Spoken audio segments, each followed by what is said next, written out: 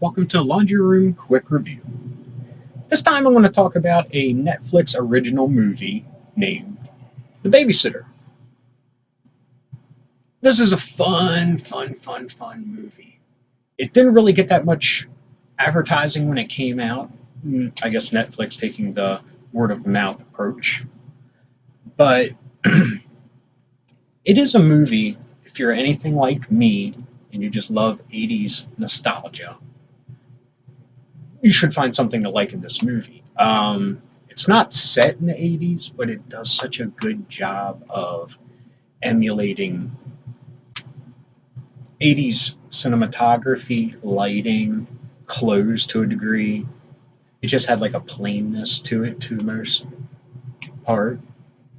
And it's actually kind of shocking when you see a cell phone, a laptop, newer cars and stuff. That kind of takes you out of it for a minute because you do get into like an 80s groove with it.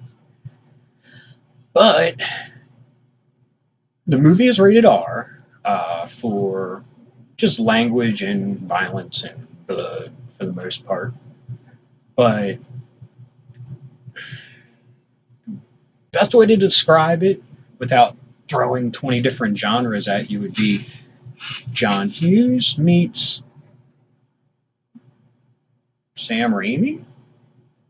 That might be a fair collision because it does have a heartwarming tale, a coming of age tale, if you will, of the main character, the teenage boy in it. Which, that by itself probably could have been a movie if expanded on. Very John Hughes like.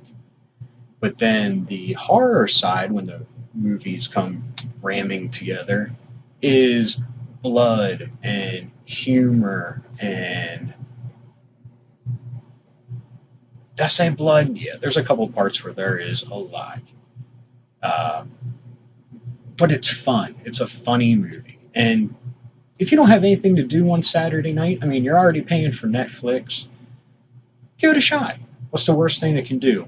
You waste a couple minutes until you find out you don't like it. But if you like anything from the 80s in the vein of, I mean, feeling but not substance of like The Gate or I want to say Goonies just because it would be the thing to do, teenage kid in peril or Lost Boys, but I can't really put a label really other than what I said earlier about the John Hughes meets Sam Raimi. But this movie is directed by Mick G, who really became popular when he did the Charlie's Angels movies. He brings, I'm thinking from a pure place of nostalgia for himself, did those certain aspects of it. But what else he brings to the table is the kinetic storytelling that he got to be known for. Either